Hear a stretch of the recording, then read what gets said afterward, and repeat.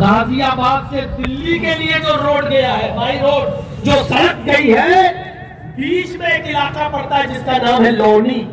ایک علاقہ ہے لونی، مسلمانوں کی بہت بڑی آبادی وہاں رہتی ہے. آج بھی ان کے بڑے بڑے سیٹ دلی میں مکان بنا کے رہتے ہیں. آج سے 30 سال پرانی بات بتا رہا ہوں، 30 سال 30 ایئر پرانی. اس میں ایک امیر باپ کے 2 سگے بیٹے، یعنی 2 سگے بھائیوں کی شادی ہونے والی تھی. دونوں کی شادی ایک ہی گاؤں میں ہو رہی تھی. دونوں خوبصورت لڑکیاں تھیں. کل بارات جانے والی تھی. ان دونوں نوجوان امیر باپ کی بگڑی ہوئی دونوں بیٹوں نے دلی سے طوائفیں منگائی کہ ان طوائفوں کو منگا کر آج کی رات ڈانس گانے میں گزاری جائے، شراب نوشی میں گزاری جائے، اور کل ہم بارات لے کے جائیں گے اور دلہنوں کو اپنی اپنی بیویوں کو ودا کرا کے لے آئیں گے. دلی سے طوائفیں بلائی گئی، طوائفیں آئیں. عشاء کے بعد سے لے کر یار دوستوں کے ساتھ رات بھر محفل سجی، شراب کا دور چلا، قمار بازی ہوئی، گانا ہوا، کمریں مٹکائی گئی، اشلیل گانے چلے اور جسم کی نمائش ہوئی. لیکن فجر تک جب یہ ٹائم پاس ہو گیا اور محلے کی ایک مسجد سے اذان کی آواز آنے لگی، اللہ اکبر اللہ اکبر، اذان کی کلمات نے ان طوائفوں کو جھنجھوڑ کے رکھ دیا.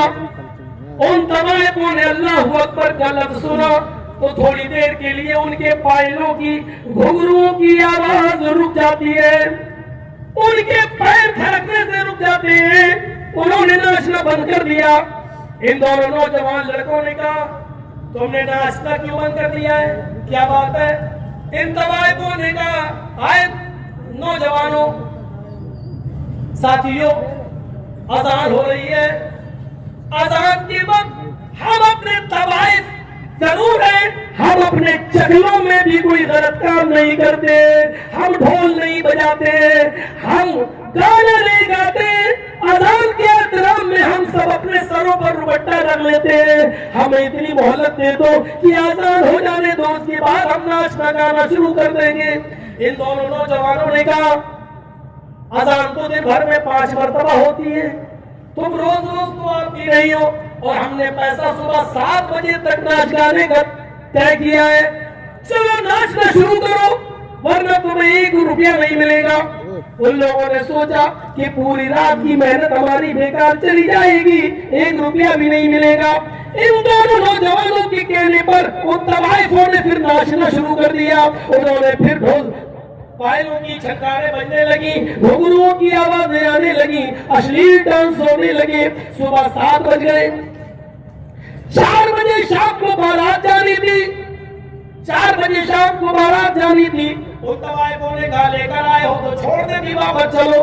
یہ دونوں نوجوان اپنی گاڑی پر بیٹھ گئے، طوائفوں کی گاڑی آگے چکر دی اور یہ دونوں نوجوان طوائفوں کو ان کی منزل تک پہنچانے کے لیے دلی آنے لگے. طوائفوں کی گاڑی آگے آگے چل رہی تھی، ان دونوں نوجوانوں کی گاڑی پیچھے پیچھے چل رہی تھی. صبح کا وقت تھا، رات بھر کا جاگا ہوا تھا ڈرائیور بھی، شراب کے نشے میں بھی دھت تھا. ادھر سے سامنے سے ایک تیز رفتار ٹرک آ رہا تھا. اس تیز رفتار ٹرک سے ان دونوں امیر باپ کے بگڑے ہوئے نوجوان بیٹوں کی گاڑی اس ٹرک سے ٹکراتی ہے اور اتنی بری طرح ٹکراتی ہے کہ ان دونوں بھائیوں کی لاش پتہ نہیں چل رہی تھی کہ بڑا بھائی کون ہے چھوٹا بھائی کون ہے. شکلیں بالکل مسخ ہو چکی تھی، جسم بالکل کچل چکا تھا. پوسٹ مارٹم کرنے کے بعد گھر لایا گیا. اتفاق دیکھیے، ان کی مٹی بھی اثر کے بعد رکھی گئی. غور کرو، ابھی اثر کے بعد ان کی بارات جانا تھی، آج اثر کے بعد اب بارات کی جگہ ان کا جنازہ جا رہا ہے. اثر کے بعد ان دونوں لڑکوں کے سر پہ صحرا بدلا تھا، پھول پڑنا تھے، لڑکی کے گھر سے ملے ہوئے کپڑے کو پہننا تھے، لیکن اب اس کی جگہ پر ان کو کفن پہنایا جا رہا ہے. بارات لے کر کئی لوگوں کے ساتھ ان کو लड़की के घर बारात लेके जाना था, अब उन्हीं लोगों के साथ इसको कब्रिस्तान तक जाना पड़ रहा है। थोड़ी देर में हालात कैसे बदल गए, थोड़ी देर में फिजाएं कैसे बदल गई, थोड़ी देर में मिजाज कैसे बदल गया, फिजा कैसे चेंज हो गई। मेरे भाइयों, ये है अल्लाह के जिक्र से आगाज का भयानक नतीजा, अल्लाह के जिक्र से आगाज का ये भयानक अंजाम। अपने अंजाम से हमें और आपको डरना चाहिए, हमारे और आपके साथ कहीं अंजाम न हो। जो आया है वो जाएगा, रब काबा की कसम, जो आया है वो जाएगा। अरे जाना ही है तो हंस हंस के जाओ, खुशी खुशी जाओ, एक दूसरे को खुश करके जाओ, एक दूसरे को राजी करके जाओ, एक दूसरे से गले मिल के जाओ, नफरतों के तार बिखेर कर जाओ, मोहब्बत फैला कर जाओ कि यही चीज काम आने वाली है। मेरे प्यारे साथियों, हमें इन दो नौजवानों से इबरत हासिल करना चाहिए। वमन अअरज़ अन ज़िक्री फ़इन्नहु मईशतन ज़न्का, जो मेरे जिक्र से एराज़ करेगा हम उसकी रोजी को तंग कर देंगे। 4:25 हो चुके हैं, 4:30 या 35 पर फजर का वक्त है। तो मेरे प्यारे साथियों, ये आज इबादत के मौजू पर और हमारी जिंदगी का मकसद क्या है दुनिया में आने का, इस मौजू पर तो आपने मेरे खिताब को सुना है। हम दुआ करते हैं अल्लाह रब्बुल आलमीन से कि बार इलाह हमारी खताओं को माफ फरमा दे, हमारे गुनाहों को बख्श दे, हम जमीरे मुसलमानों को इत्तिफाक और इत्तेहाद के एक प्लेटफार्म पर कायम फरमा दे। जब तक जिंदा रह इस्लाम पे रखना, और जब हमारा खात्मा हो। एक दरख्त के ऊपर एक चिड़िया खुशनुमा बड़ी खूबसूरत चिड़िया बैठ जाती है, और वो चिड़िया चहचहाने लगती है, आवाज देने लगती है, चहचहा रही है। उसकी आवाज इतनी अच्छी थी कि हजरत तलहा उसकी आवाज सुनकर डिस्टर्ब हो गए, और उनका दिमाग उसी चिड़िया की आवाज पर, उसके चहचहाने पर लग गया। जब वहां से दिमाग हटाया, तो मैं नमाज में हूं, जब चिड़िया की तरफ से दिमाग हटाया तो रकात भूल गए। मेरी कितनी रकातें हुई भूल गए, एक हुई कि दो हुई भूल गए।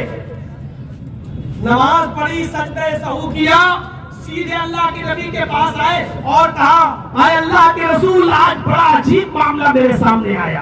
क्या हुआ? क्या मैं अपने बाग में नमाज पढ़ रहा था, एक खुशनुमा परिंदा आया और चहचहाने लगा। मेरी नजर उस परिंदे के ऊपर पड़ गई, सामने ही था, उस चहचहा रहा था, उसकी आवाज बड़ी खूबसूरत थी। मैं उसको सुनने लगा, मेरा नमाज की तरफ से ध्यान हट गया और परिंदे की आवाज की तरफ लग गया। जब मैंने नमाज की तरफ दिमाग लगाया, दिल लगाया, परिंदे की तरफ से हटाकर, तो मैं रकातें भूल गया। अल्लाह के नबी ने कहा कोई बात नहीं, सजदे सहू किया या नहीं?